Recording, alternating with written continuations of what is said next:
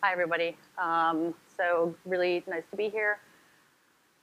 This is going to be a fairly high-level talk. I'm not going to get into a ton of technical details, more just kind of talking about the challenges that we have when we build machine learning models for employment purposes. So my background is I spent about a decade as an academic scientist at Harvard and MIT. The basis behind our science was really trying to understand people in a more fundamental and more equitable way. And then created this company essentially to use data that was far less problematic with respect to gender and race than some of the other variables that we commonly use, i.e. a lot of resume data, and then build algorithms that could be proactively interrogated for, it's called disparate impact in legal terms. So it's basically where selection ratios of different groups differ significantly, and we'll get to this in a minute, but the layperson would think of this as bias. And so when I refer to bias, I'm going to be referring to the technical term for, sort of something that would be considered discriminatory, which is disparate impact in a legal context. So essentially, the problem with sort of legacy methods is that they often use a lot of what are called proxy variables. So, I'm sure you've heard of the Amazon resume parser where, it started to discriminate against women, not because women were less qualified, but because they'd seen so many male CVs. And, men have different sports on their CVs. Women go to all women colleges. There were basically proxy variables in that data set that were then excluding women who basically had the same qualifications, but they weren't used to seeing, Wellesley College or, a college that was an all-female college, or seeing softball on a resume, right? So a lot of traditional methods really sort of encode these biased data sets that don't necessarily then, have any role in predicting outcomes. Sometimes they do, oftentimes they don't, or it's a mixed bag. And so that's kind of what we are trying to remove with this sort of newer approach to evaluating people. So again, I spent 10 years as an academic scientist at Harvard and MIT.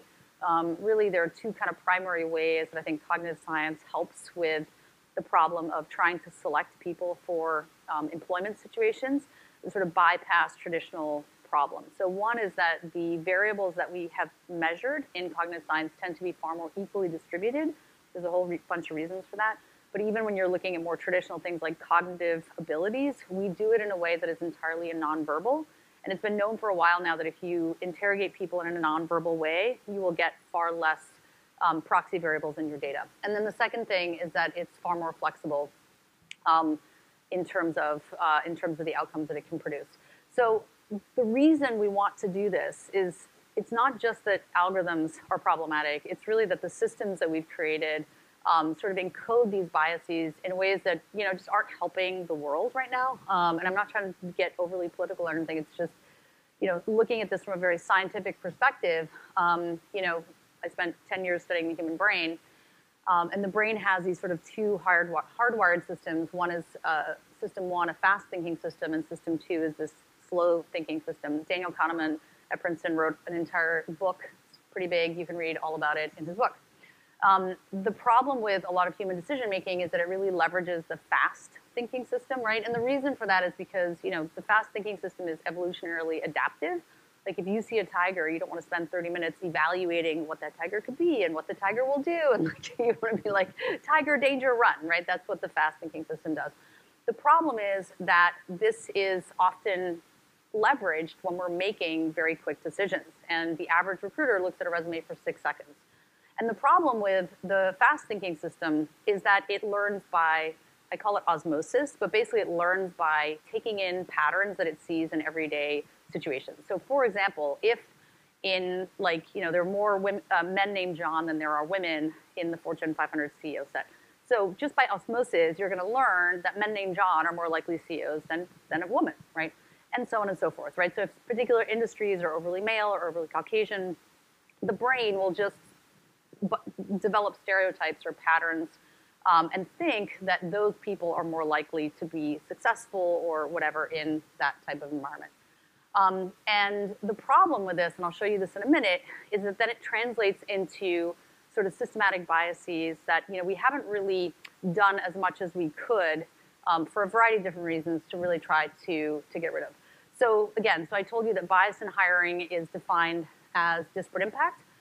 It's a pretty straightforward measurement, very simple.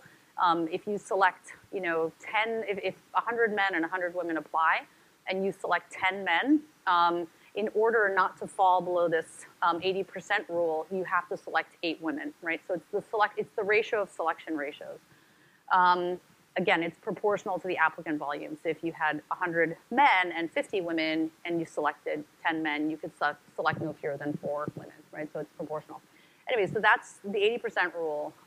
And the problem with this 80% rule is that based on sort of historical data sets, we've developed screening methods that really embed this type of disparate impact or bias in a lot of our hiring processes. So again, cognitive tests, which are used by about 50% of companies, only select 3 African Americans and 4 Hispanics for every 10 Caucasians that they select.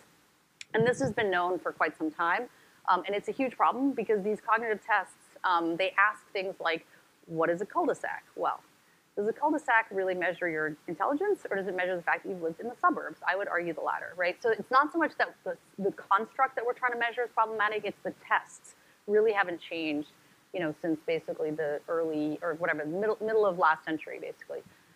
The other problem is that human resume review also shows disparate impact. So human resume review is studied by what are called audit studies. So I'm a researcher, I send the same exact resume, and they do this all the time unknowingly. So firms are constantly being investigated, not named, obviously. So they'll send the same exact resume, and instead of John Williams, they'll put Jamal Washington or Juan Rivera on the same exact resume, and they'll count the number of times somebody gets a callback. And so for every 10 callbacks that John gets, Jamal gets 7, and Juan gets 8. So again, if you think about that 80% threshold, humans are not doing much better. They're doing somewhat better, but not that much better when it comes to not displaying those biases. And the other thing people have tried to use in sort of mitigating all of this is unconscious bias training. So I don't know if any of you have gone through unconscious bias training. Unconscious bias training is a wonderful concept, but it's a little bit like me going to the gym one time and being like, I'm going to look like Jennifer Lopez when I come out of this gym. Well, Jennifer Lopez probably goes to the gym 4 hours a day, every day. That's why she looks like she does. Unconscious bias training is really trying to retrain the brain. That might work if you went every day for several hours, but the way it's deployed at most places, it's educational but not that effective. So we do have stuff that works, and there was a report that was written recently that was really helpful in sort of like how do we unbias our systems. There's all sorts of things we can do: metrics, transparency, accountability, and the last thing that I'm like slightly more of an expert on is how you can build unbiased technology. So really, we do it in a couple of different ways. So again, the first thing that we do, and I don't have a slide on this, is that the measures that we include in our algorithms very rarely are proxy variables for race or gender. So that's kind of a big starting point. If you have a lot of variables that are essentially a proxy variable for being Caucasian or being male or being female for that matter, it's going to be really hard for you to build equitable algorithms. So the first thing that we do is we start with these cognitive science measures that really don't show a lot of differences, if at all, between men and women and between people of different ethnic backgrounds. Again, the main reason for this is because they are all nonverbal. So we measure a whole bunch of attributes in people, cognitive, social, and emotional attributes, that we like things like decision making and problem solving and altruism and emotional sensitivity, but we do it in this nonverbal way that is known to remove proxy variables. The second thing we do is we've just basically developed a technique that sort of starts with all of the measures and then basically tries to train an algorithm, and then we check it. And we actually do this like hundreds of times over, so we're building sort of hundreds of algorithms at once. And then we'll check all of them for, essentially these disparate impact thresholds, as well as performance standards.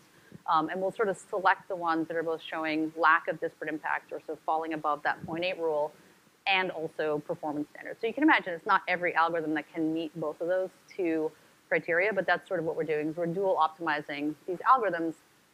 And that's essentially how we end up with a both predictive but also unbiased algorithm. And the other thing that we think is, and so just to show you that essentially using that methodology, we can do a lot better. We're basically at a 1-to-1 ratio for African American applicants, which is the group that most typically has a lot of disparate impact against it. And again, with the same type of ability to predict performance, which is also obviously very important. You don't want your algorithm just to be a random number generator. You want it to be predictive of future performance, but also capable of passing through underrepresented minorities. And then the second thing that we think is just really important is sort of increased reporting and transparency.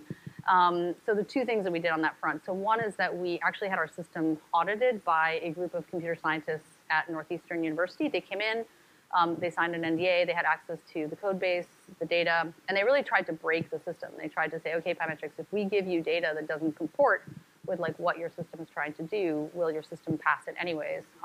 Or will it fail to pass? And indeed, it failed to pass. So they were given that ability to try to like manipulate the system in sort of an adversarial way, and they were unsuccessful. And this was actually published last year at the FACT conference, which is kind of a big fairness and accountability and transparency machine learning conference. You guys may be familiar with it, so you can go check it out. The other thing that we think is important and that we've been sort of providing sort of expert guidance on is there are new regulations that are coming to pass, particularly at the local level. So New York recently passed a law around this, and we're seeing other bills sort of not at the federal level, but more at the local and state level, where regulators are asking for more transparency. They're not trying to make anything legal or illegal. They're really just saying, hey, if you're going to build these algorithms, we want to understand kind of the level of bias, i.e. disparate impact, that are in these tools. And so this law passed this year in New York City, basically requiring employers to publicly report on some of these measures. It's currently in rulemaking, so we don't know exactly what it will look like. But we were sort of helpful in providing guidance as to kind of like, how could you still have something that provided reporting without sort of running afoul of like trying to change federal employment law, which wouldn't run afoul of it. It would just make things a lot more complicated. And again, so I think that with this type of approach, not only do we see folks that stay longer in the role, perform better, but we've really been able to see some very substantial increases in providing a more diverse slate of candidates for roles where typically that can be a problem, whether it's in finance or engineering or any other role where essentially that might be challenging with the current workforce. So I think that's it. Hopefully I went through those relatively quickly. So I'll just open it up for questions.